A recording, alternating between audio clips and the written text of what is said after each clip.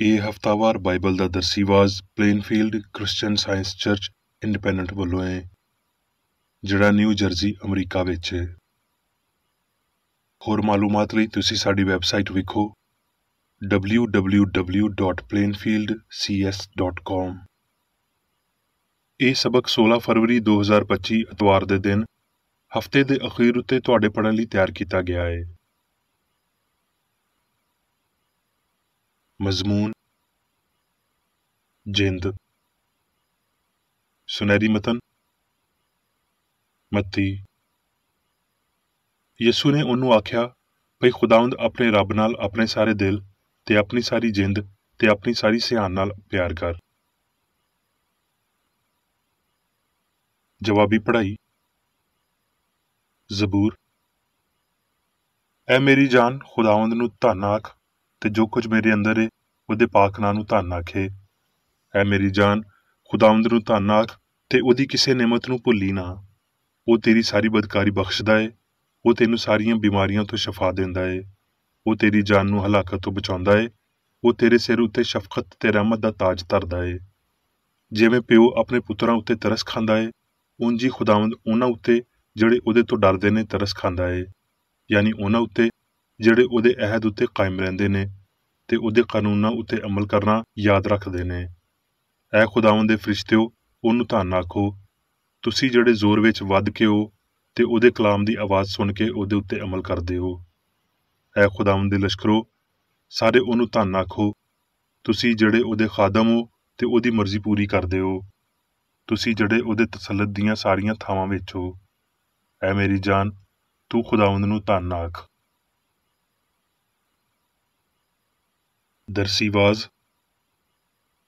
Bible ਵਿੱਚੋਂ ਮੱਤੀ। ਤੇ ਯਿਸੂ ਸਾਰੇ ਗਲੀਲ ਵਿੱਚ ਫਿਰਦਾ ਰਿਹਾ ਤੇ ਉਹਨਾਂ ਦੇ ਇਬਾਦਤਖਾਨਿਆਂ ਵਿੱਚ ਤਾਲੀਮ ਦਿੰਦਾ ਤੇ ਬਾਦਸ਼ਾਹੀ ਦੀ ਖੁਸ਼ਖਬਰੀ ਦੀ ਮੁਨਾਦੀ ਕਰਦਾ ਤੇ ਲੋਕਾਂ ਦੀ ਹਰ ਤਰ੍ਹਾਂ ਦੀ ਬਿਮਾਰੀ ਤੇ ਹਰ ਤਰ੍ਹਾਂ ਦੀ ਕਮਜ਼ੋਰੀ ਨੂੰ ਦੂਰ ਕਰਦਾ ਰਿਹਾ। ਲੂਕਾ। ਤੇ ਇੱਕ ਦਿਨ ਇੰਜ ਹੋਇਆ ਭਈ ਉਹ ਤਾਲੀਮ ਦੇ ਰਿਹਾ ਸੀ ਤੇ ਫਰੀਸੀ ਤੇ ਸ਼ਰ੍ਹਾ ਦੇ ਉਸਤਾਦ ਉੱਥੇ ਬੈਠੇ ਸੀ, ਜਿਹੜੇ ਗਲੀਲ ਦੇ ਹਰ ਪਿੰਡ ਤੇ ਯਹੂਦੀਆ ਤੇ ਯਰੂਸ਼ਲਮ ਵਿੱਚੋਂ ਆਏ ਸੀ, ਤੇ ਰੱਬ ਦੀ ਕੁਦਰਤ ਸ਼ਫਾ ਦੇਣ ਨੂੰ ਉਹਦੇ ਨਾਲ ਸੀ। ਤੇ ਵੇਖੋ, ਕਈ ਮਰਦ ਇੱਕ ਬੰਦੇ ਨੂੰ ਜਿਹੜਾ ਮਫਲੂਜ ਸੀ ਮੰਜੀ ਉੱਤੇ ਪਾ ਕੇ ਲਿਆਏ, ਤੇ ਉਹਨਾਂ ਨੇ ਕੋਸ਼ਿਸ਼ ਕੀਤੀ ਭਈ ਉਹਨੂੰ ਅੰਦਰ ਲਿਆ ਕੇ ਉਹਦੇ ਸਾਹਮਣੇ ਰੱਖੀਏ। ਤੇ ਜਦ ਜੱਥੇ ਦੇ ਪਾਰੋਂ ਉਹਨੂੰ ਅੰਦਰ ਲੈ ਜਾਣ ਲਈ ਰਾਹ ਨਾ ਮਿਲੀ ਤੇ ਕੋਠੇ ਉੱਤੇ ਚੜ੍ਹ ਕੇ ਖਪਰੈਲ ਵਿੱਚੋਂ ਉਹਨੂੰ ਮੰਜੀ ਸਮੇਤ ਯਿਸੂ ਦੇ ਸਾਹਮਣੇ ਲਾ ਦਿੱਤਾ। ਉਹਨੇ ਉਹਨਾਂ ਦਾ ਈਮਾਨ ਵੇਖ ਕੇ ਆਖਿਆ, ਐ ਬੰਦਿਆ, ਤੇਰੇ ਪਾਪ ਮਾਫ਼ ਹੋਏ। ਮੈਂ ਤੈਨੂੰ ਆਖਦਾ ਵਾਂ ਭਈ ਉੱਠ, ਆਪਣੀ ਮੰਜੀ ਚੁੱਕ ਕੇ ਆਪਣੇ ਘਰ ਨੂੰ ਜਾ। ਤੇ ਉਹ ਉਸੇ ਵੇਲੇ ਉਹਦੇ ਸਾਹਮਣੇ ਉੱਠਿਆ ਤੇ ਜਿਸ ਥਾਂ ਤੇ ਪਿਆ ਸੀ ਉੱਠ ਕੇ ਰੱਬ ਦੀ ਵਡਿਆਈ ਕਰਦਾ ਹੋਇਆ ਆਪਣੇ ਘਰ ਟੁਰ ਗਿਆ। ਮੱਤੀ। ਤੇ ਉਹਨੇ ਛੇਤੀ ਨਾਲ ਚੇਲਿਆਂ ਨੂੰ ਮਜਬੂਰ ਕੀਤਾ ਭਈ ਕਸ਼ਤੀ ਵਿੱਚ ਚੜ੍ਹ ਕੇ ਉਹਦੇ ਤੋਂ ਪਹਿਲਾਂ ਪਾਰ ਟੁਰ ਜਾਣ, ਜਦ ਤੀਕਰ ਉਹ ਲੋਕਾਂ ਨੂੰ ਘੱਲਦਾ ਏ। ਤੇ ਜਦ ਸ਼ਾਮ ਹੋਈ ਤੇ ਉੱਥੇ ਇਕੱਲਾ ਹੀ ਸੀ, ਪਰ ਕਸ਼ਤੀ ਉਸ ਵੇਲੇ ਝੀਲ ਦੇ ਵਿਚਾਲੇ ਸੀ ਤੇ ਛੱਲਾਂ ਨਾਲ ਡਾਵਾਂਡੋਲ ਹੋ ਰਹੀ ਸੀ, ਕਿਉਂ ਜੇ ਹਵਾ ਖਿਲਾਫ ਸੀ। ਤੇ ਉਹ ਰਾਤ ਦੇ ਚੌਥੇ ਪਹਿਰ ਵਿੱਚ ਝੀਲ ਉੱਤੇ ਟੁਰਦਾ ਹੋਇਆ ਉਹਨਾਂ ਦੇ ਕੋਲ ਆਇਆ। ਚੇਲੇ ਉਹਨੂੰ ਝੀਲ ਉੱਤੇ ਟੁਰਦਿਆਂ ਹੋਏ ਵੇਖ ਕੇ ਘਬਰਾ ਗਏ ਤੇ ਆਖਣ ਲੱਗੇ ਭਈ ਭੂਤ ਏ, ਤੇ ਡਰ ਕੇ ਚੱਲਾ ਉੱਠੇ।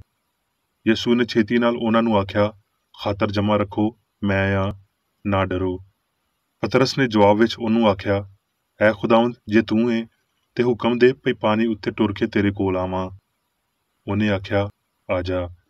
ਪਤਰਸ ਕਸ਼ਤੀ ਉੱਤੋਂ ਲੱਥ ਕੇ ਯਿਸੂ ਦੇ ਕੋਲ ਜਾਣ ਲਈ ਪਾਣੀ ਉੱਤੇ ਟੁਰਨ ਲੱਗਿਆ, ਪਰ ਜਦ ਹਵਾ ਵੇਖੀ ਤੇ ਡਰ ਗਿਆ, ਤੇ ਜਦ ਡੁੱਬਣ ਲੱਗਿਆ ਤੇ ਚਿল্ਲਾ ਕੇ ਆਖਿਆ, ਐ ਖੁਦਾਵੰਦ, ਮੈਨੂੰ ਬਚਾ। ਯਿਸੂ ਨੇ ਛੇਤੀ ਨਾਲ ਹੱਥ ਵਧਾ ਕੇ ਉਹਨੂੰ ਫੜ ਲਿਆ ਤੇ ਉਹਨੂੰ ਆਖਿਆ, ਐ ਘੱਟ ਇਤਕਾਦ, ਤੂੰ ਕਿਉਂ ਸ਼ੱਕ ਕੀਤਾ? ਤੇ ਜਦ ਉਹ ਕਸ਼ਤੀ ਉੱਤੇ ਆ ਗਏ ਤੇ ਹਵਾ ਰੁਕ ਗਈ, ਤੇ ਜਿਹੜੇ ਕਸ਼ਤੀ ਉੱਤੇ ਸੀ ਉਹਨਾਂ ਨੇ ਉਹਨੂੰ ਸਜਦਾ ਕਰਕੇ ਆਖਿਆ, ਸੱਚਮੁੱਚ ਤੂੰ ਰੱਬ ਦਾ ਪੁੱਤਰ ਏ। ਮੱਤੀ। 6 ਦਿਨਾਂ ਬਾਅਦੋਂ ਯਿਸੂ ਨੇ ਪਤਰਸ ਤੇ ਯਾਕੂਬ ਤੇ ਉਹਦੇ ਭਰਾ ਯੋਹੰਨਾ ਨੂੰ ਨਾਲ ਲਿਆ ਤੇ ਉਹਨਾਂ ਨੂੰ ਇੱਕ ਉੱਚੇ ਪਹਾੜ ਉੱਤੇ ਵੱਖਰੇ ਲੈ ਗਿਆ, ਤੇ ਉਹਨਾਂ ਦੇ ਸਾਹਮਣੇ ਉਹਦੀ ਸ਼ਕਲ ਬਦਲ ਗਈ ਤੇ ਉਹਦਾ ਮੁਖੜਾ ਸੂਰਜ ਵਾਂਗਰ ਚਮਕਿਆ ਤੇ ਉਹਦੇ ਕੱਪੜੇ ਲੋ ਵਾਂਗਰ ਚਿੱਟੇ ਹੋ ਗਏ। ਤੇ ਵੇਖੋ, ਮੂਸਾ ਤੇ ਏਲੀਆ ਉਹਦੇ ਨਾਲ ਗੱਲਾਂ ਕਰਦਿਆਂ ਹੋਏ ਉਹਨਾਂ ਨੂੰ ਵਿਖਾਲੀ ਦਿੱਤੇ। ਪਤਰਸ ਨੇ ਯਿਸੂ ਨੂੰ ਆਖਿਆ, ਐ ਖੁਦਾਵੰਦ, ਸਾਡਾ ਇੱਥੇ ਰਹਿਣਾ ਚੰਗਾ ਏ। ਜੇ ਤੇਰੀ ਮਰਜ਼ੀ ਹੋਵੇ ਤੇ ਮੈਂ ਇੱਥੇ 3 ਡੇਰੇ ਬਣਾਵਾਂ, ਇੱਕ ਤੇਰੇ ਲਈ, ਇੱਕ ਮੂਸਾ ਲਈ ਤੇ ਇੱਕ ਏਲੀਆ ਲਈ। ਉਹ ਇਹ ਆਖ ਹੀ ਰਿਹਾ ਸੀ, ਭਈ ਵੇਖੋ, ਇੱਕ ਨੂਰਾਨੀ ਬੱਦਲ ਨੇ ਉਹਨਾਂ ਉੱਤੇ ਪਰਛਾਵਾਂ ਕਰ ਲਿਆ, ਤੇ ਉਸ ਬੱਦਲ ਵਿੱਚੋਂ ਆਵਾਜ਼ ਆਈ, ਭਈ ਇਹ ਮੇਰਾ ਪਿਆਰਾ ਪੁੱਤਰ ਏ, ਜਿਹਦੇ ਤੋਂ ਮੈਂ ਖੁਸ਼ ਹਾਂ, ਇਹਦੀ ਸੁਣੋ। ਚੇਲੇ ਇਹ ਸੁਣ ਕੇ ਮੂੰਹ ਭਰਨੇ ਡਿੱਗੇ ਤੇ ਬਹੁਤ ਡਰ ਗਏ। ਯਿਸੂ ਨੇ ਕੋਲ ਆ ਕੇ ਉਹਨਾਂ ਨੂੰ ਛੂਹਿਆ ਤੇ ਆਖਿਆ, ਉੱਠੋ, ਡਰੋ ਨਾ। ਜਦ ਉਹਨਾਂ ਨੇ ਆਪਣੀਆਂ ਅੱਖੀਆਂ ਚੁੱਕੀਆਂ ਤੇ ਯਿਸੂ ਦੇ ਇਲਾਵਾ ਕਿਸੇ ਹੋਰ ਨੂੰ ਨਾ ਵੇਖਿਆ। ਜਦ ਉਹ ਪਹਾੜੋਂ ਉਤਰ ਰਹੇ ਸੀ ਤੇ ਯਿਸੂ ਨੇ ਉਹਨਾਂ ਨੂੰ ਇਹ ਹੁਕਮ ਦਿੱਤਾ, ਭਈ ਜਦ ਤੀਕਰ ਇਬਨੇ ਆਦਮ ਮੁਰਦਿਆਂ ਵਿੱਚੋਂ ਜੀ ਨਾ ਉੱਠੇ, ਜੋ ਕੁਝ ਤੁਸੀਂ ਵੇਖਿਆ ਏ, ਕਿਸੇ ਨਾਲ ਇਹਦਾ ਜ਼ਿਕਰ ਨਾ ਕਰਿਓ। ਤੇ ਜਦੋਂ ਉਹ ਜੱਥੇ ਦੇ ਕੋਲ ਅਪੜੇ ਤੇ ਇੱਕ ਬੰਦਾ ਉਹਦੇ ਕੋਲ ਆਇਆ ਤੇ ਉਹਦੇ ਅੱਗੇ ਗੋਡੇ ਟੇਕ ਕੇ ਆਖਣ ਲੱਗਿਆ, ਐ ਖੁਦਾਵੰਦ, ਮੇਰੇ ਪੁੱਤਰ ਉੱਤੇ ਰਹਿਮ ਕਰ, ਕਿਉਂ ਜੇ ਉਹਨੂੰ ਮਿਰਗੀ ਆਉਂਦੀ ਏ ਤੇ ਉਹ ਬਹੁਤ ਦੁੱਖ ਸਹਿੰਦਾ ਏ, ਇਸ ਲਈ ਵੀ ਕਈ ਵਾਰੀ ਅੱਗ ਤੇ ਗਰਮੀ ਵਿੱਚ ਡਿੱਗ ਜਾਂਦਾ ਏ। ਤੇ ਮੈਂ ਉਹਨੂੰ ਤੇਰੇ ਚੇਲਿਆਂ ਦੇ ਕੋਲ ਲਿਆਇਆ ਸੀ, ਪਰ ਉਹ ਉਹਨੂੰ ਠੀਕ ਨਾ ਕਰ ਸਕੇ।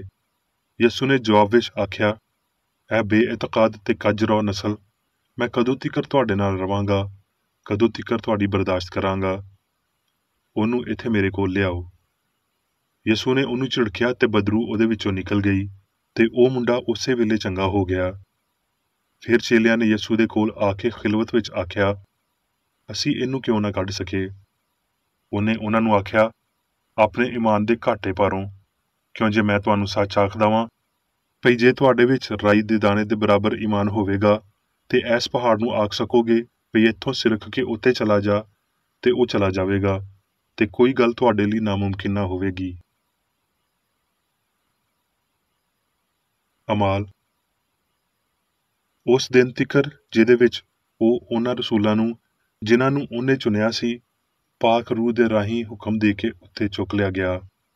ਉਹਨੇ ਦੁੱਖ ਸਹਿਣ ਤੋਂ ਬਾਅਦੋਂ ਬਹੁਤ ਸਾਰੇ ਸਬੂਤਾਂ ਨਾਲ ਆਪਣੇ ਆਪ ਨੂੰ ਉਹਨਾਂ ਉੱਤੇ ਜਿਉਂਦਾ ਜ਼ਾਹਰ ਕੀਤਾ। ਇਸ ਤਰ੍ਹਾਂ ਉਹ 40 ਦਿਨਾਂ ਤੀਕਰ ਉਹਨਾਂ ਨੂੰ ਵਿਖਾਰੀ ਦਿੰਦਾ ਰਿਹਾ ਤੇ ਰੱਬ ਦੀ ਬਾਦਸ਼ਾਹੀ ਦੀਆਂ ਗੱਲਾਂ ਆਖਦਾ ਰਿਹਾ। ਉਹਨੇ ਉਹਨਾਂ ਨੂੰ ਆਖਿਆ, ਜਦ ਪਾਕ ਰੂਹ ਤੁਹਾਡੇ ਉੱਤੇ ਨਾਜ਼ਲ ਹੋਵੇਗਾ ਤੇ ਤੁਸੀਂ ਕੂਵਤ ਪਾਓਗੇ। ਇਹ ਆਖ ਕੇ ਉਹ ਉਹਨਾਂ ਦੇ ਵੇਖਦਿਆਂ ਵੇਖਦਿਆਂ ਉੱਤੇ ਚੁੱਕ ਲਿਆ ਗਿਆ ਤੇ ਬਦਲੀ ਨੇ ਉਹਨੂੰ ਉਹਨਾਂ ਦੀ ਨਜ਼ਰ ਤੋਂ ਲੁਕਾ ਲਿਆ। ਤੇ ਉਹਦੇ ਜਾਂਦਿਆਂ ਹੋਏ ਜਦ ਉਹ ਅਸਮਾਨ ਵੱਲ ਗੌਰ ਨਾਲ ਵੇਖ ਰਹੇ ਸੀ ਤੇ ਵੇਖੋ, 2 ਬੰਦੇ ਚਿੱਟੇ ਕੱਪੜੇ ਪਾਏ ਉਹਨਾਂ ਦੇ ਕੋਲ ਆ ਖਲੋਤੇ ਤੇ ਉਹਨਾਂ ਨੂੰ ਆਖਣ ਲੱਗੇ, ਐ ਗਲੀਲੀ ਬੰਦਿਓ, ਤੁਸੀਂ ਕਿਉਂ ਖਲੋਤੇ ਅਸਮਾਨ ਵੱਲ ਤੱਕਦੇ ਹੋ। ਇਹ ਯਿਸੂ ਜਿਹੜਾ ਤੁਹਾਡੇ ਕੋਲੋਂ ਅਸਮਾਨ ਵੱਲ ਚੁੱਕਿਆ ਗਿਆ ਏ, ਇਸੇ ਤਰ੍ਹਾਂ ਫੇਰ ਆਵੇਗਾ, ਜਿਵੇਂ ਤੁਸੀਂ ਉਹਨੂੰ ਅਸਮਾਨ ਉੱਤੇ ਜਾਂਦਿਆਂ ਵੇਖਿਆ ਏ। ਮੱਤੀ। ਧੰਨ ਨੇ ਉਹ ਜਿਹੜੇ ਪਾਕ ਦਿਲ ਨੇ, ਕਿਉਂ ਜੇ ਉਹ ਰੱਬ ਨੂੰ ਵੇਖਣਗੇ। ਲੂਕਾ। ਕਿਉਂ ਜੇ ਵੇਖੋ, ਰੱਬ ਦੀ ਬਾਦਸ਼ਾਹੀ ਤੁਹਾਡੇ ਵਿਚਾਲੇ ਹੈ। ਹੁਣ ਮੈਂ ਮੇਰੀ ਬੇਕਰੇਡੀ ਦੀ ਲਿਖੀ ਹੋਈ ਕ੍ਰਿਸਚਨ ਸਾਇੰਸ ਦੀ ਦਰਸੀ ਕਿਤਾਬ ਸਾਇੰਸ ਤੇ ਸਿਹਤ ਆਇਤਾਂ ਦੀ ਕੁੰਜੀ ਦੇ ਨਾਲ ਵਿੱਚੋਂ ਲਈਆਂ ਹੋਈਆਂ ਲਿਖਾਈਆਂ ਪੜ੍ਹਾਂਗਾ। ਸਾਇੰਸ ਤੇ ਸਿਹਤ। ਜਿੰਦ ਜਾਂ ਰੂਹ ਰੱਬ ਏ, ਨਾ ਬਦਲਣ ਵਾਲਾ ਤੇ ਅਬਦੀ, ਤੇ ਇਨਸਾਨ ਜਿੰਦ ਰੱਬ ਦੇ ਨਾਲ ਵਜੂਦੀਅਤ ਰੱਖਦਾ ਤੇ ਉਹਦੀ ਅਕਾਸੀ ਕਰਦਾ ਏ, ਕਿਉਂ ਜੇ ਇਨਸਾਨ ਰੱਬ ਦੀ ਸ਼ਬੀਹ ਏ। ਸੱਚਾਈ ਦੇ ਇਨਫਰਾਦੀ ਨਮੂਨੇ ਦੇ ਤੌਰ ਤੇ ਯਿਸੂ ਮਸੀਹ ਰਬੂਨੀ ਗਲਤੀ ਤੇ ਸਾਰੇ ਪਾਪ, ਬਿਮਾਰੀ ਤੇ ਮੌਤ ਨੂੰ ਰੱਦ ਕਰਨ ਆਇਆ, ਤਾਂ ਜੋ ਸੱਚਾਈ ਤੇ ਹਯਾਤੀ ਦੀ ਰਾਹ ਹਮਵਾਰ ਕਰੇ। ਰੂਹ ਦੇ ਫਲਾਂ ਦੇ ਮਾਦੀ ਫਹਿਮ, ਸੱਚਾਈ ਤੇ ਗਲਤੀ ਦੇ ਵਿਚਕਾਰ ਫਰਕ ਨੂੰ ਵਾਜ਼ਿਆ ਕਰਦਿਆਂ ਹੋਏ, ਇਹ ਨਮੂਨਾ ਯਿਸੂ ਦੀ ਪੂਰੀ ਜ਼ਮੀਨੀ ਹਯਾਤੀ ਦੇ ਦੌਰਾਨ ਜ਼ਾਹਰ ਹੁੰਦਾ ਰਿਹਾ। ਰੱਬ ਦੇ ਲੋਕਾਂ ਦੇ ਬਾਰੇ, ਨਾ ਕਿ ਇਨਸਾਨ ਦੇ ਬੱਚਿਆਂ ਦੇ ਬਾਰੇ ਗੱਲ ਕਰਦਿਆਂ ਹੋਏ ਯਿਸੂ ਨੇ ਆਖਿਆ, ਰੱਬ ਦੀ ਬਾਦਸ਼ਾਹੀ ਤੁਹਾਡੇ ਵਿਚਕਾਰ ਏ, ਯਾਨੀ ਸੱਚਾਈ ਤੇ ਪਿਆਰ ਅਸਲੀ ਇਨਸਾਨ ਉੱਤੇ ਹੁਕੂਮਤ ਕਰਦੀ ਏ, ਇਹ ਜ਼ਾਹਰ ਕਰਦਿਆਂ ਹੋਏ ਵੀ ਇਨਸਾਨ ਰੱਬ ਦੀ ਸੂਰਤ ਉੱਤੇ ਬੇਗੁਨਾਹ ਤੇ ਅਬਦੀ ਏ। ਆਮ ਤੌਰ ਤੇ ਸਾਨੂੰ ਇਹ ਸਿਖਾਇਆ ਜਾਂਦਾ ਏ ਭਈ ਇੱਕ ਇਨਸਾਨੀ ਜਿੰਦ ਹੁੰਦੀ ਏ ਜਿਹੜੀ ਪਾਪ ਕਰਦੀ ਏ ਤੇ ਰੂਹਾਨੀ ਤੌਰ ਤੇ ਗਵਾਚ ਜਾਂਦੀ ਏ। ਉਹ ਜਿੰਦ ਗਵਾਚ ਸਕਦੀ ਏ ਤੇ ਫਿਰ ਵੀ ਲਾਫਾਨੀ ਹੋ ਸਕਦੀ ਏ। ਜੇ ਜਿੰਦ ਪਾਪ ਕਰ ਸਕਦੀ ਏ ਤੇ ਰੂਹ ਯਾਨੀ ਜਿੰਦ ਰੂਹ ਦੀ ਬਜਾਏ ਗੋਸ਼ਤ ਹੁੰਦੀ। ਜਿੰਦ ਇਨਸਾਨ ਦਾ ਇਲਾਹੀ ਅਸੂਲ ਏ ਤੇ ਇਹ ਕਦੀ ਪਾਪ ਨਹੀਂ ਕਰਦੀ, ਇਸ ਲਈ ਜਿੰਦ ਲਾਫਾਨੀ ਏ। ਸਾਇੰਸ ਵਿੱਚ ਅਸੀਂ ਸਿੱਖਦੇ ਹਾਂ ਭਈ ਇਹ ਮਾਦੀ ਫਹਿਮ ਏ ਨਾ ਕਿ ਜਿੰਦ ਏ ਜਿਹੜੀ ਪਾਪ ਕਰਦੀ ਏ, ਤੇ ਇਹ ਵੇਖਿਆ ਜਾਵੇਗਾ ਭਈ ਇਹ ਪਾਪ ਦਾ ਫਹਿਮ ਹੀ ਹੁੰਦਾ ਏ ਜਿਹੜਾ ਗਵਾਚ ਜਾਂਦਾ ਏ, ਨਾ ਕਿ ਪਾਪ ਆਲੂਦ ਜਿੰਦ। ਯਸੂ ਮਾਦੀ ਕਾਨੂੰਨਾਂ ਦੀ ਸਿੱਧੀ ਮੁਖਾਲਫਤ ਵਿੱਚ ਪਾਣੀ ਉੱਤੇ ਟੁਰਿਆ, ਜੱਥੇ ਨੂੰ ਰੋਟੀ ਖਵਾਈ, ਬਿਮਾਰ ਨੂੰ ਸ਼ਿਫਾ ਦਿੱਤੀ ਤੇ ਮੁਰਦਿਆਂ ਨੂੰ ਜ਼ਿੰਦਾ ਕੀਤਾ। ਉਹਦੇ ਕੰਮ ਮਾਦੀ ਹਿੱਸ ਜਾਂ ਕਾਨੂੰਨ ਦੇ ਝੂਠੇ ਦਾਅਵਿਆਂ ਉੱਤੇ ਹਾਵੀ ਹੁੰਦਿਆਂ ਹੋਏ ਸਾਇੰਸ ਦਾ ਇਜ਼ਹਾਰ ਸੀ। ਜਦੋਂ ਕਿਸੇ ਫਰਜ਼ੀ ਕਾਨੂੰਨ ਦੀ ਖਿਲਾਫਵਰਜ਼ੀ ਹੁੰਦੀ ਏ ਤੇ ਤੁਸੀਂ ਆਖਦੇ ਹੋ ਭਈ ਇਹਦੇ ਵਿੱਚ ਖਤਰਾ ਏ। ਇਹ ਡਰ ਹੀ ਅਸਲ ਖਤਰਾ ਏ ਤੇ ਜਿਸਮਾਨੀ ਅਸਰਾਂ ਵੱਲ ਧਿਆਨ ਕਰਦਾ ਏ। ਅਸੀਂ ਇਖਲਾਕੀ ਜਾਂ ਰੂਹਾਨੀ ਕਾਨੂੰਨ ਦੇ ਟੁੱਟਣ ਤੋਂ ਇਲਾਵਾ ਅਸਲ ਵਿੱਚ ਕਿਸੇ ਹੋਰ ਸ਼ੈ ਦੇ ਟੁੱਟਣ ਨਾਲ ਪੀੜ ਮਹਿਸੂਸ ਨਹੀਂ ਕਰ ਸਕਦੇ। ਫਾਨੀ ਯਕੀਨ ਦੇ ਕਾਨੂੰਨ ਇਹ ਸਮਝਣ ਨਾਲ ਖਰਾਬ ਹੁੰਦੇ ਨੇ ਭਈ ਰੂਹ ਗੈਰ ਫਾਨੀ ਏ, ਤੇ ਇਹ ਭਈ ਫਾਨੀ ਸੋਚ ਵੇਲੇ, ਦੌਰਾਂ ਤੇ ਬਿਮਾਰੀਆਂ ਦੀਆਂ ਕਿਸਮਾਂ ਲਈ ਕਾਨੂੰਨ ਨਹੀਂ ਬਣਾ ਸਕਦੀ, ਜਿਹਦੇ ਨਾਲ ਫਾਨੀ ਲੋਕ ਮਰ ਜਾਂਦੇ ਨੇ। ਰੱਬ ਕਾਨੂੰਨ ਬਣਾਉਣ ਵਾਲਾ ਏ, ਪਰ ਉਹ ਗਲਤ ਤਰ੍ਹਾਂ ਦੇ ਅਸੂਲ ਬਣਾਉਣ ਵਾਲਾ ਲਿਖਾਰੀ ਨਹੀਂ ਏ। ਅਜ਼ਲੀ ਹਯਾਤੀ ਤੇ ਪਿਆਰ ਵਿੱਚ ਕੋਈ ਬਿਮਾਰੀ ਪਾਪ ਨਹੀਂ, ਨਾ ਹੀ ਮੌਤ ਏ, ਤੇ ਪਾਕ ਕਲਾਮ ਵਾਜ਼ਿਹ ਕਰਦਾ ਏ ਭਈ ਅਸੀਂ ਅਜ਼ਲੀ ਰੱਬ ਵਿੱਚ ਜਿਉਂਦੇ, ਟੁਰਦੇ ਫਿਰਦੇ ਤੇ ਆਪਣਾ ਵਜੂਦ ਰੱਖਦੇ ਹਾਂ। ਮਸੀਹਤ ਦਾ ਅਸੂਲ ਤੇ ਸਬੂਤ ਰੂਹਾਨੀ ਫਹਿਮ ਦੇ ਪਾਰੋਂ ਸਮਝੇ ਜਾਂਦੇ ਨੇ। ਇਹਨਾਂ ਨੂੰ ਯਸੂ ਦੇ ਇਜ਼ਹਾਰ ਦੇ ਸਾਹਮਣੇ ਰੱਖਿਆ ਜਾਂਦਾ ਏ। ਉਹਦੇ ਬਿਮਾਰ ਨੂੰ ਸ਼ਿਫਾ ਦੇਣ, ਬਦਰੂਆਂ ਨੂੰ ਕੱਢਣ ਤੇ ਉਹ ਮੌਤ ਯਾਨੀ ਜਿਹੜਾ ਸਭ ਤੋਂ ਪਿਛਲਾ ਵੈਰੀ ਏ ਜਿਹਨੂੰ ਬਰਬਾਦ ਕੀਤਾ ਜਾਵੇਗਾ, ਇਹਨੂੰ ਬਰਬਾਦ ਕਰਨ ਦੇ ਪਾਰੋਂ ਮਾਦੇ ਤੇ ਇਹਦੇ ਨਾਮ ਨਿਹਾਦ ਕਾਨੂੰਨਾਂ ਲਈ ਉਹਦੀ ਲਾਪਰਵਾਹੀ ਵਿਖਾਉਂਦੇ ਨੇ। ਇਹ ਜਾਣਦਿਆਂ ਹੋਏ ਭਈ ਜਿੰਦ ਤੇ ਉਹਦੀਆਂ ਖਸਲਤਾਂ ਹਮੇਸ਼ਾ ਲਈ ਇਨਸਾਨ ਦੇ ਰਾਹੀਂ ਜ਼ਾਹਰ ਕੀਤੀਆਂ ਜਾਂਦੀਆਂ ਰਹੀਆਂ ਨੇ, ਮਾਲਕ ਨੇ ਬਿਮਾਰ ਨੂੰ ਸ਼ਿਫਾ ਦਿੱਤੀ, ਅੰਨੇ ਨੂੰ ਅੱਖੀਆਂ ਦਿੱਤੀਆਂ, ਬੋਲੇ ਨੂੰ ਕੰਨ ਦਿੱਤੇ, ਲੰਗੜੇ ਨੂੰ ਪੈਰ ਦਿੱਤੇ, ਤੇ ਇੰਜ ਉਹ ਇਨਸਾਨੀ ਖਿਆਲਾਂ ਤੇ ਬਦਨਾਂ ਉੱਤੇ ਇਲਾਹੀ ਸਿਆਣ ਦੇ ਸਾਇੰਸੀ ਅਮਲ ਨੂੰ ਲੋਅ ਵਿੱਚ ਲਿਆਇਆ ਤੇ ਉਹਨਾਂ ਨੂੰ ਜਿੰਦ ਤੇ ਮੁਕਤੀ ਦੀ ਚੰਗੀ ਸਮਝ ਦਿੱਤੀ। ਯਸੂ ਨੇ ਇੱਕੋ ਹੀ ਤੇ ਇਕੱਠੇ ਮਬਾਦੁਲ ਤਿੱਬੀ ਮਰਹਲੇ ਨਾਲ ਪਾਪ ਤੇ ਬਿਮਾਰੀ ਨੂੰ ਠੀਕ ਕੀਤਾ। ਜਿੰਦ ਲਈ ਇਨਸਾਨ ਮਾਦੀ ਰਹਾਇਸ਼ ਨਹੀਂ ਏ, ਉਹ ਆਪ ਰੂਹਾਨੀ ਏ।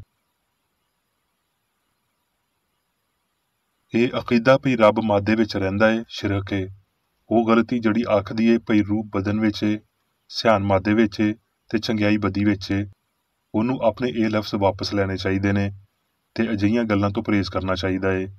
ਨਹੀਂ ਤੇ ਰੱਬ ਇਨਸਾਨ ਤੋਂ ਲੁਕਿਆ ਰਹਿਣਾ ਹੀ ਜਾਰੀ ਰੱਖੇਗਾ ਤੇ ਇਨਸਾਨ ਇਹ ਜਾਣਨ ਤੋਂ ਬਗੈਰ ਹੀ ਭਈ ਉਹ ਪਾਪ ਕਰ ਰਹੇ ਨੇ, ਪਾਪ ਕਰਦੇ ਰਹਿਣਗੇ। ਰੂਹ ਦੀ ਬਜਾਏ ਮਾਦੇ ਵਿੱਚ ਧਿਆਨ ਕਰਨਗੇ, ਲੰਗੜੇਪਨ ਨਾਲ ਡਗਮਗਾਉਣਗੇ, ਨਸ਼ੇ ਵਿੱਚ ਡਿੱਗ ਪੈਣਗੇ, ਬਿਮਾਰੀ ਨਾਲ ਫਨਾਹ ਹੋਣਗੇ, ਤੇ ਇਹ ਸਭ ਕੁਝ ਉਹਨਾਂ ਦੇ ਅੰਨੇਪਨ, ਰੱਬ ਤੇ ਇਨਸਾਨ ਦੇ ਬਾਰੇ ਉਹਨਾਂ ਦੀ ਝੂਠੀ ਸਮਝ ਦੇ ਪਾਰੋਂ ਹੋਵੇਗਾ। ਤੂੰ ਆਪਣੇ ਸਾਰੇ ਦਿਲ, ਆਪਣੀ ਸਾਰੀ ਜਿੰਦ ਤੇ ਆਪਣੀ ਸਾਰੀ ਤਾਕਤ ਨਾਲ ਖੁਦਾਵੰਦ ਆਪਣੇ ਰੱਬ ਨਾਲ ਪਿਆਰ ਕਰ। ਇਸ ਹੁਕਮ ਵਿੱਚ ਬਹੁਤ ਕੁਝ ਸ਼ਾਮਲ ਏ, ਇੱਥੇ ਤੀਕਰ ਪਈ ਬਸ ਮਾਦੀ ਅਹਿਸਾਸ, ਅਫਸੋਸ ਤੇ ਇਬਾਦਤ। ਮਖਫੀ ਮਸੀਹ ਨਾਮ ਨਿਹਾਦ ਜ਼ਾਤੀ ਹਿੱਸਾਂ ਲਈ ਨਾਕਾਬਲੇ ਇਦਰਾਕ ਸੀ, ਜਦ ਕਿ ਯਸੂ ਬਦਨੀ ਵਜੂਦੀਅਤ ਵਿੱਚ ਜ਼ਾਹਿਰ ਹੋਇਆ ਸੀ। ਦੀਦਾ ਤੇ ਨਾਦੀਦਾ ਖਾਸ ਵਾਲੀ, ਰੂਹਾਨੀ ਤੇ ਮਾਦੀ ਇਹ ਦੋਹਰੀ ਸ਼ਖਸੀਅਤ ਅਬਦੀ ਮਸੀਹ ਤੇ ਜਸਮਾਨੀ ਯਸੂ ਬਦਨ ਵਿੱਚ ਜ਼ਾਹਿਰ ਹੋਇਆ। ਮਾਲਕ ਦੇ ਉੱਤੇ ਉਠਾਏ ਜਾਣ ਤੀਕਰ ਇਹ ਜਾਰੀ ਰਿਹਾ, ਜਦੋਂ ਤੀਕਰ ਵੀ ਇਨਸਾਨੀ ਮਾਦੀ ਨਜ਼ਰੀਆ ਜਾਂ ਯਸੂ ਗਾਇਬ ਨਹੀਂ ਹੋਇਆ, ਜਦ ਕਿ ਰੂਹਾਨੀ ਖੁਦੀ ਜਾਂ ਮਸੀਹ ਜੱਗ ਦੇ ਪਾਪਾਂ ਨੂੰ ਚੁੱਕਦਿਆਂ ਹੋਏ ਇਲਾਹੀ ਸਾਇੰਸ ਦੀ ਅਬਦੀ ਤਰਤੀਬ ਵਿੱਚ ਮੌਜੂਦ ਰਹਿਣਾ ਜਾਰੀ ਰਿਹਾ, ਜਿਵੇਂ ਪਈ ਮਸੀਹ ਨੇ ਹਮੇਸ਼ਾ ਹੀ ਕੀਤਾ, ਇੱਥੋਂ ਤੀਕਰ ਪਈ ਫਾਨੀ ਅੱਖੀਆਂ ਲਈ ਇਨਸਾਨੀ ਯਸੂ ਦੇ ਮੁਜੱਸਮ ਹੋਣ ਤੋਂ ਵੀ ਪਹਿਲੇ। ਮਾਦੀਅਤ ਦੇ ਰੂਹਾਨੀ ਮੁਖਾਲਫ ਦੇ ਫਹਿਮ ਦੇ ਰਾਹੀਂ ਇੱਥੇ ਤੀਕਰ ਪਈ ਮਸੀਹ ਸਚਾਈ ਦੇ ਰਾਹੀਂ ਇਨਸਾਨ ਉਸ ਜੰਨਤ ਦੇ ਬੂਹੇ ਇਲਾਹੀ ਸਾਇੰਸ ਦੀ ਕੁੰਜੀ ਨਾਲ ਦੁਬਾਰਾ ਖੋਲ੍ਹੇਗਾ, ਜਿਹਨੂੰ ਇਨਸਾਨੀ ਅਕੀਦਿਆਂ ਨੇ ਬੰਦ ਕਰ ਦਿੱਤਾ ਏ, ਤੇ ਉਹ ਆਪਣੇ ਆਪ ਨੂੰ ਬੇਗੁਨਾਹ, ਨੇਕ, ਪਾਕ ਤੇ ਆਜ਼ਾਦ ਪਾਏਗਾ, ਆਪਣੀ ਹਯਾਤੀ ਜਾਂ ਮੌਸਮ ਦੇ ਇਮਕਾਨਾਂ ਲਈ ਜੰਤਰੀ ਤੋਂ ਸਲਾਹ ਲੈਣ ਦੀ ਲੋੜ ਨੂੰ ਨਾ ਮਹਿਸੂਸ ਕਰਦਿਆਂ ਹੋਏ, ਇਹ ਜਾਣਨ ਲਈ ਭਈ ਉਹਦੇ ਵਿੱਚ ਕਿੰਨੀ ਕੁ ਇਨਸਾਨੀਅਤ ਏ, ਦਿਮਾਗੀ ਇਲਮਾਂ ਦੀ ਪੜ੍ਹਾਈ ਕਰਨ ਦੀ ਲੋੜ ਨੂੰ ਨਾ ਮਹਿਸੂਸ ਕਰਦਿਆਂ ਹੋਏ। ਇਨਸਾਨ ਨੂੰ ਸ਼ਾਮਲ ਕਰਕੇ ਸੰਸਾਰ ਉੱਤੇ ਸਿਆਣ ਦੀ ਹੁਕਮਰਾਨੀ ਇੱਕ ਖੁੱਲ੍ਹਾ ਸਵਾਲ ਨਹੀਂ ਰਿਹਾ, ਬਲਕਿ ਇਹ ਮੰਨੀ ਜਾਣ ਵਾਲੀ ਸਾਇੰਸ ਹੈ। ਯਿਸੂ ਨੇ ਬਿਮਾਰੀ ਤੇ ਪਾਪ ਤੋਂ ਸ਼ਿਫਾ ਦਿੰਦਿਆਂ ਹੋਏ ਤੇ ਮੌਤ ਦੀ ਨਿਉ ਨੂੰ ਨੇਸਤ ਕਰਦਿਆਂ ਹੋਏ ਇਲਾਹੀ ਅਸੂਲ ਤੇ ਲਾਫਾਨੀ ਸਿਆਣ ਦੀ ਤਾਕਤ ਨੂੰ ਬਿਆਨ ਕੀਤਾ। ਸੱਚਾਈ ਦਾ ਕੋਈ ਸ਼ੁਰੂ ਨਹੀਂ ਹੈ। ਇਲਾਹੀ ਸਿਆਣ ਇਨਸਾਨ ਦੀ ਜਿੰਦ ਹੈ ਤੇ ਇਨਸਾਨ ਨੂੰ ਸਾਰੀਆਂ ਸ਼ੈਵਾਂ ਉੱਤੇ ਹੁਕਮਰਾਨੀ ਦਿੰਦਾ ਹੈ। ਇਨਸਾਨ ਨੂੰ ਮਾਦੀਅਤ ਦੀ ਬੁਨਿਆਦ ਉੱਤੇ ਨਹੀਂ ਬਣਾਇਆ ਗਿਆ ਤੇ ਨਾ ਉਹਨੂੰ ਮਾਦੀ ਕਾਨੂੰਨਾਂ ਦੀ ਪਾਸਦਾਰੀ ਦਾ ਹੁਕਮ ਦਿੱਤਾ ਜਿਹੜੇ ਰੂਹ ਨੇ ਕਦੀ ਨਹੀਂ ਬਣਾਏ। ਇਹਦਾ ਸੂਬਾ ਰੂਹਾਨੀ ਕਾਨੂੰਨਾਂ ਸਿਆਣ ਦੇ ਉੱਚੇ ਅਸੂਲਾਂ ਵਿੱਚ ਹੈ। ਆਓ ਅਸਲੀ ਤੇ ਅਬਦੀ ਦੇ ਬਾਰੇ ਸਿੱਖੀਏ ਤੇ ਰੂਹ ਦੀ ਸਲਤਨਤ, ਅਸਮਾਨ ਦੀ ਬਾਦਸ਼ਾਹੀ, ਆਲਮਗੀਰ ਹਮਾਂਗੀ ਦੀ ਬਾਦਸ਼ਾਹੀ ਤੇ ਹੁਕਮਰਾਨੀ ਲਈ ਤਿਆਰੀ ਕਰੀਏ, ਜਿਹੜੀ ਕਦੀ ਗਵਾਚ ਨਹੀਂ ਸਕਦੀ ਤੇ ਨਾ ਹਮੇਸ਼ਾ ਲਈ ਨਾ ਵੇਖੀ ਹੋਈ ਰਹਿ ਸਕਦੀ ਏ।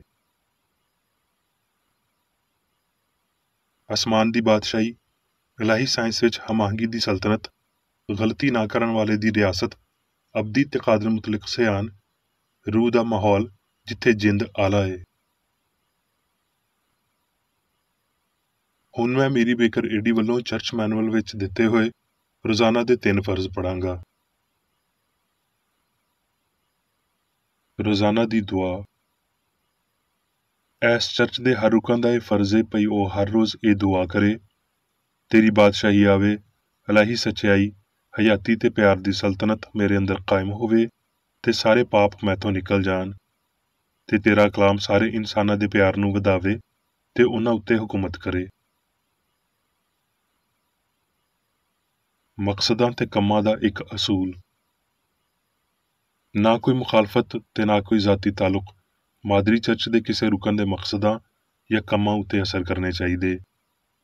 ਸਾਇੰਸ ਵਿੱਚ ਬਸ ਇਲਾਹੀ ਪਿਆਰ ਹੀ ਹੁਕੂਮਤ ਕਰਦਾ ਏ ਤੇ ਇੱਕ ਮਸੀਹੀ ਸਾਇੰਸਦਾਨ ਪਾਪ ਨੂੰ ਰੱਦ ਕਰਦਿਆਂ ਹੋਏ ਸੁੱਚੀ ਭਰਾਬੰਦੀ, ਖੈਰਾਤ ਪਸੰਦੀ ਤੇ ਮਾਫੀ ਨਾਲ ਪਿਆਰ ਦੀਆਂ ਮਿੱਠੀਆਂ ਸੱਚਾਈਆਂ ਦਾ ਪਰਛਾਵਾਂ ਬਣਦਾ ਏ। ਇਸ ਚਰਚ ਦੇ ਸਾਰੇ ਰੁਕਨਾਂ ਨੂੰ ਸਾਰੇ ਪਾਪਾਂ ਤੋਂ, ਗਲਤ ਤਰ੍ਹਾਂ ਦੀਆਂ ਪੇਸ਼ਨਗੋਈਆਂ, ਮੁਨਸਫੀਆਂ, ਮੁਜ਼ਾਮਤਾਂ, ਸਲਾਵਾਂ, ਗਲਤ ਅਸਰਾਂ ਨੂੰ ਲੈਣ ਤੇ ਗਲਤ ਅਸਰ ਦੇਣ ਤੋਂ ਆਜ਼ਾਦ ਰਹਿਣ ਲਈ ਹਰ ਰੋਜ਼ ਖਿਆਲ ਰੱਖਣਾ ਚਾਹੀਦਾ ਏ ਤੇ ਦੁਆ ਕਰਨੀ ਚਾਹੀਦੀ ਏ। ਫਰਜ਼ ਲਈ ਚੁਸਤੀ।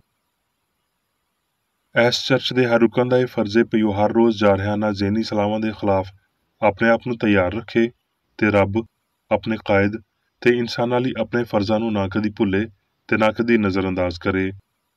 ਉਹਦੇ ਕੰਮਾਂ ਦੇ ਰਾਹੀਂ ਉਹਦਾ ਇਨਸਾਫ ਹੋਵੇਗਾ, ਉਹ ਬੇਕਸੂਰ ਜਾਂ ਕਸੂਰਵਾਰ ਹੋਵੇਗਾ।